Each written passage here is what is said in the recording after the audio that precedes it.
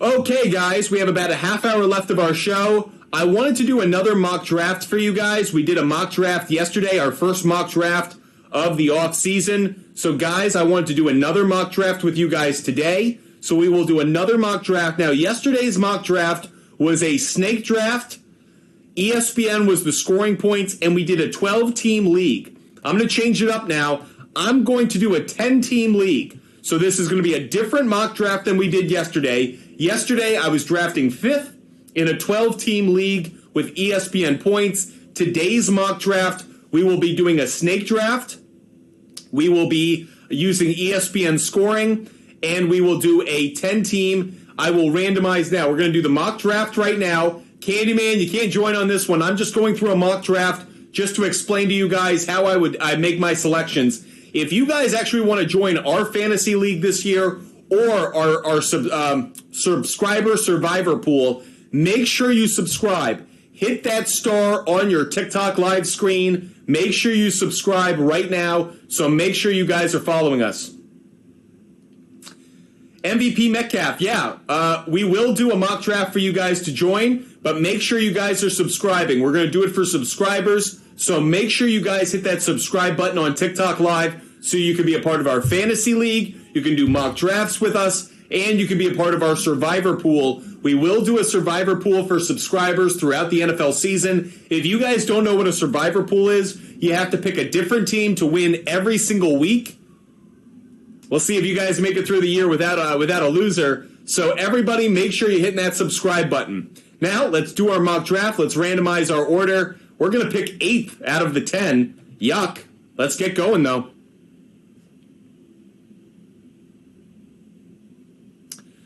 Okay, so this is, again, a 10-team league.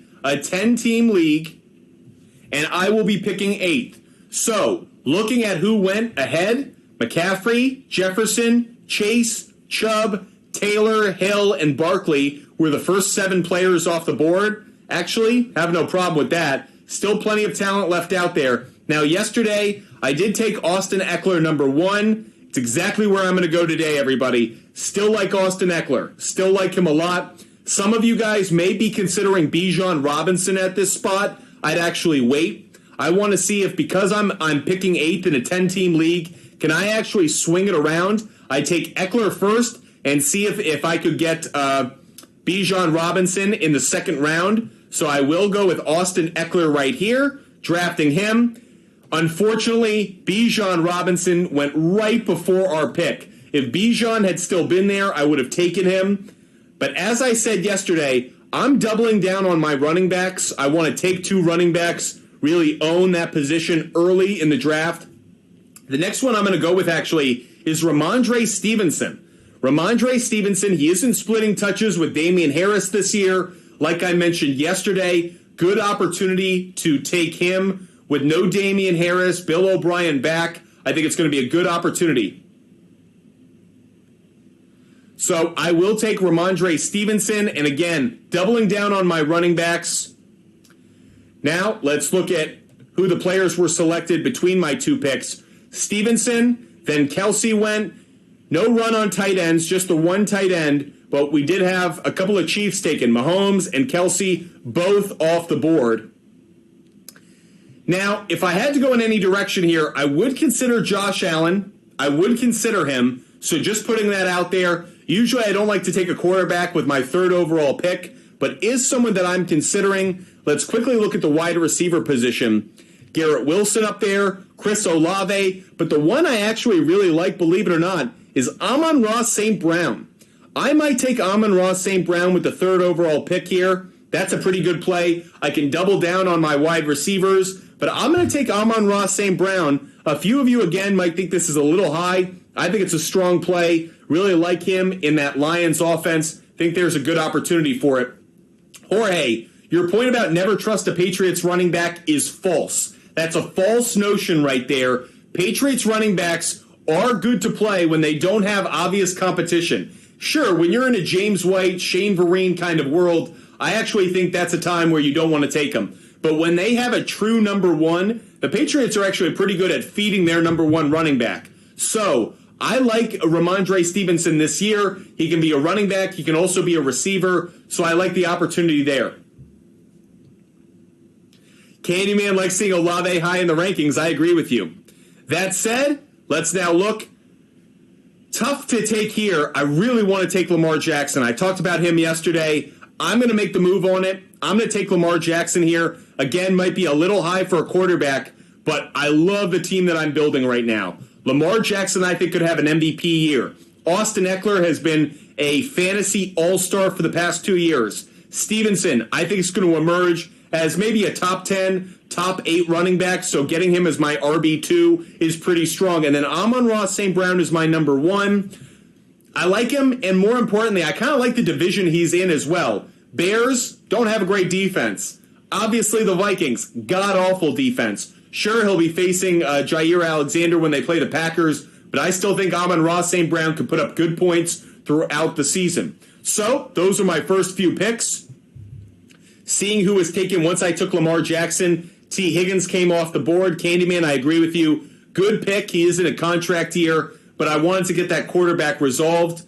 Devontae Smith went. A couple more running backs went, but there was definitely a run on the wide receiver position. A little disappointed to see Alexander Madison go when he did. He's actually someone that I might want to pick up as my third running back if he had still been on the board.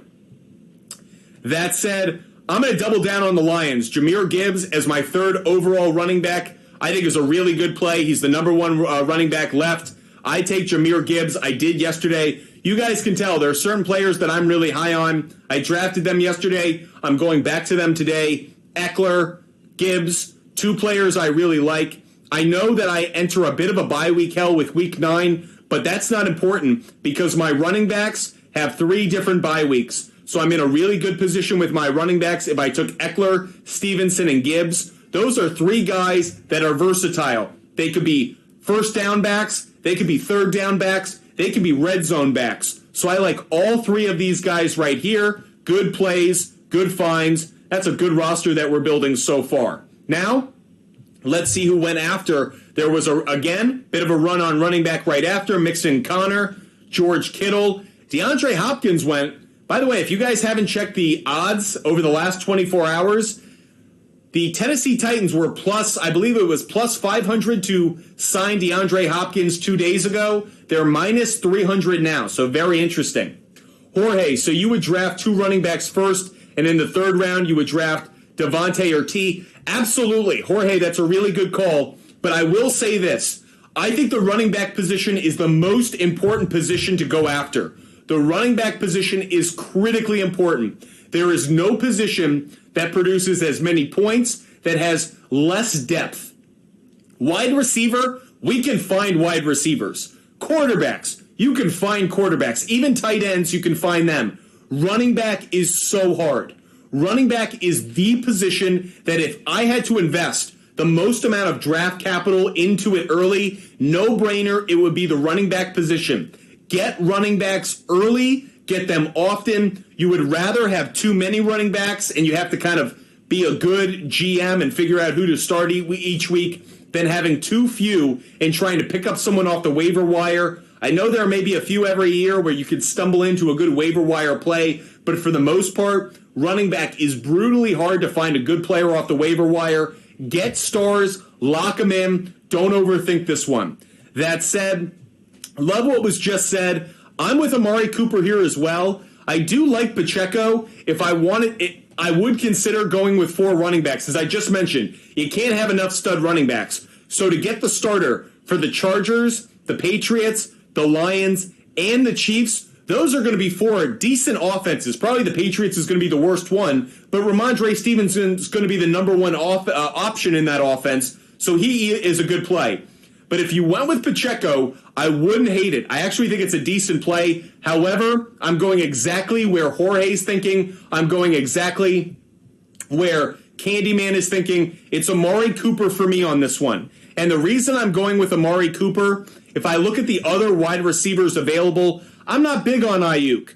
Mike Williams I like, but not that crazy. I like DJ Moore, but I wouldn't take him here. The wide receiver out of the group here, it's Amari Cooper. No brainer for me. I think Deshaun Watson's going to have a bounce-back year. Like the opportunity of him and Cooper developing that chemistry a little bit more. So I think Watson with a full year makes Cooper a good play, adding it to my team. So there you go, everybody. This is the team we've drafted through the first 6 picks. I have my quarterback, Lamar Jackson. I think he could be a fringe MVP candidate. Austin Eckler, Stevenson, and Gibbs are 3 running backs. Love those plays. Additionally, I got St. Brown and Cooper. I think those are pretty strong for my wide receivers. Certainly not disliking the team I've built so far.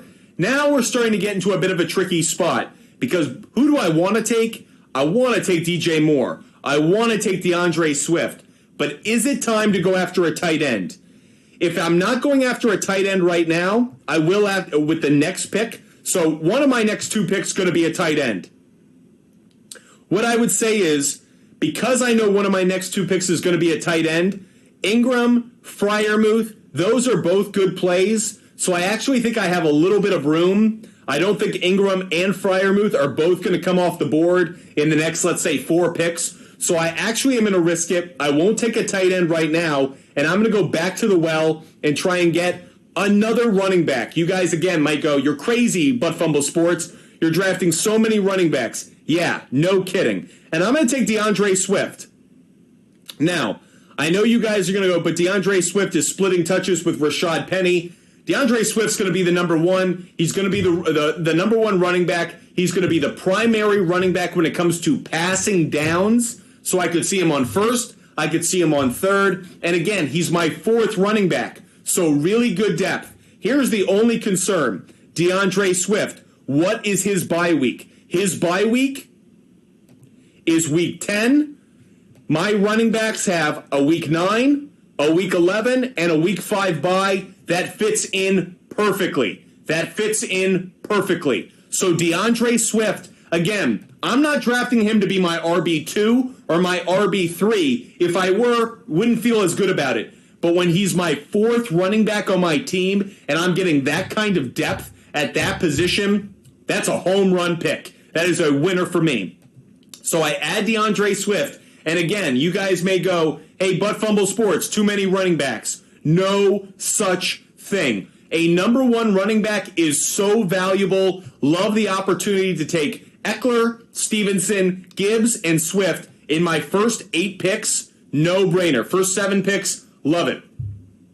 Okay, now it's about tight end, and it's Freiermuth. So on the tight end board, Evan Ingram did come off. Like I said, I thought there were 2 tight ends I really liked in that last round. Ingram, Freiermuth. I thought one of them would still be available. Freiermuth is still available.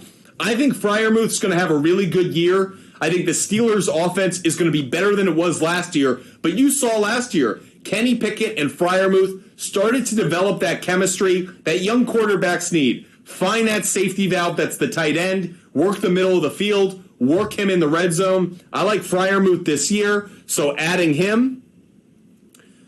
Freiermuth is going to be my tight end. So here's the team we've built so far through my first 8 picks. Now, one of the things I do like, my starting lineup, only week 9 has 2 players. Obviously, they're on the same team. So I do need another wide receiver, another player to slot in for week 9. But look at how well I'm doing on my bye weeks. Okay, week 5 as well with Eckler and Amari Cooper. But again, I'm not overly loaded on one bye week. I have good depth, especially at the running back position. Now, let's just look at where the picks went after I took Freiermuth. There was a run on wide receiver, which upsets me a little bit. I definitely still need another wide receiver. So should I have waited on Freiermuth to go after one of these other wide receivers? That might be something you guys could question me about, but I thought it was more important to lock in my starting tight end more than anything else. But I will go back to the wide receiver position right now. Kadarius Toney is an interesting one, bit of a flyer. I'm not about George Pickens. I'm just not big on him this year, not high on him. Gabe Davis is someone I talked about yesterday. I kind of like that play. I think Gabe Davis could actually have a good year. I'm not necessarily pushing you guys towards it, but not someone I dislike either. There are also a couple wide receivers that I really like who who are rookies. Zay Flowers, Jackson Smith and Jigba, both of those guys will probably be gone over the next 2 rounds. Do I go with Kadarius Toney? I mentioned this yesterday. I took Sky Moore on a flyer, and some of you guys were like, Sky Moore, I'm not crazy about him. And I said, yeah, but who in the Chiefs offense is going to put up yards? Who's going to be a wide receiver that Patrick Mahomes goes to? For that reason, same thinking around Kadarius Toney. I think Toney could have a good year simply by kind of default. The Chiefs are going to be a good passing team. Who are they throwing the ball to? You can't throw to Travis Kelce every time. I think Kadarius Toney is a player I'm willing to look into. Only thing I want to check here is the bye week. He has a week 10 bye. My 2 wide receivers so far don't. So this would fit in well. I'll add Kadarius Toney. He will be my first wide receiver on the bench. Now looking on the run after, George Pickens went right after. Fine, was perfectly okay with that. Jorge, why are you so high on Pat Freiermuth? He showed me exactly what I needed to last year. He's very consistent. He's sturdy physically. He works the middle of the field well. He can play decently against a safety, but he's really good against the linebacker. And maybe more importantly, I think the Steelers' offense is going to take one step forward. So I do like the idea of Kenny Pickett another year working with Freiermuth. By the way, we have some breaking news here at Fumble Sports. The New York Jets have signed Quinnen Williams to a 4-year extension, $66 million guaranteed, $96 million overall. It is the second largest contract ever for a defensive tackle. So there you go, everybody. The New York Jets have re-signed Quinnen Williams to an extension, so he will remain in Gang Green for the next 5 years. This year plus a 4-year extension. So the New York Jets aren't just on Hard Knocks, but they have locked in one of their best defensive players. Really good day if you're a New York Jets fan. By the way, I completely agree with you, IP Shade 45. If you're not getting one of the top 5 tight ends, you really can take a flyer on somebody. I think Freiermuth is a fringe number 5 tight end, so I actually like that I got him where I did. But I do think tight end position is either you're drafting a little bit high, but you're locking in a really good player, or you might as well take a flyer on somebody. Okay. By the way, looking at the team I have right now, I have 4 running backs. I have 3 wide receivers. I want to add to my wide receiver depth. I told you I liked Gabe Davis before. I still like him, and he's still on the board. He's still available. And by the way, do I have any wide receivers with a Week 13 bye? No, I don't. So I like Gabe Davis here. I'll take Gabe Davis in that Buffalo offense. Think it's a good play. Now, that said, I would have probably waited and taken Jackson Smith and Jigba. The only reason I didn't is he has a Week 5 bye, same as Amari Cooper. So I actually like Gabe Davis as a bench player more because I know he'll, with barring injury, I know he'll be available to fill in for the bye weeks of Amon-Ra St. Brown and Amari Cooper. That's why I like Gabe Davis. And between Toney and Davis, I'm betting on 2 of the best offenses in football. One thing you guys should be thinking about when you draft your team, there are star players. Players we know they're going to score their points. Great. You can put them in their own category. Then there's a whole bucket of players where you go, I don't know if they're good or they're bad, but they're going to be on a really good offense. I'm someone that likes to bet not on the player, but as much on the team. I'm going to bet that the Chiefs have a good passing game. I'm going to bet that the Bills have a good passing game. So Toney, Davis, they're kind of the same kind of bet. I'm betting that Mahomes and Allen are going to be 2 of the best passers this year. There are only so many places they can go with the ball. So Toney and Davis both have opportunities to play above the projected points that's put out there by ESPN. That's why I'm taking the chance on both of them. If only one of them hits for me, great. I'm betting on 2 good offenses. One of them should play through. Now, let's keep the fun going. Where do I go now? I've really got my depth at wide receiver. I've got my depth at running back. Where do I go from here? I could get another backup quarterback. Not necessary. I can draft that later. I could look at my kicker or my tight end if I'm getting a little bit too early. But I may want to add some depth at tight end, actually. And the player that I like that's available at tight end is still there. I'm going to go with Gerald Everett. As long as he doesn't have the same bye week, Gerald Everett, week 5, Freiermuth, week 6, I'm drafting another tight end. So now I have really good depth at wide receiver. I have good depth at running back. I have good depth at tight end. As much as you guys don't think about your bench, I think the bench is where you win a lot of your weeks. Being able to slot in players, you don't have to go to the waiver wire, you don't need to make a trade. If you build a good bench, that can sustain you right up into a regular season or playoff championship. So everybody, don't neglect the bench. Don't, if you're in an auction league, don't overspend on your starters. Be aware that the bench often plays a massive role in who ends up winning your fantasy league. Now, we have 5 positions remaining. I would consider going back to the running back position and getting a 5th running back. If I were to load up on any position for 5 players, running back would probably be it. Again, quarterback's really interesting to me. Bye week for Lamar Jackson's week 13. Tua's bye week is week 10. Kirk Cousins' bye week is week 13. So I don't like Kirk Cousins. He has the same bye week as Lamar Jackson. But Tua, I'd be kind of curious to take Tua on a flyer as my backup to Lamar Jackson.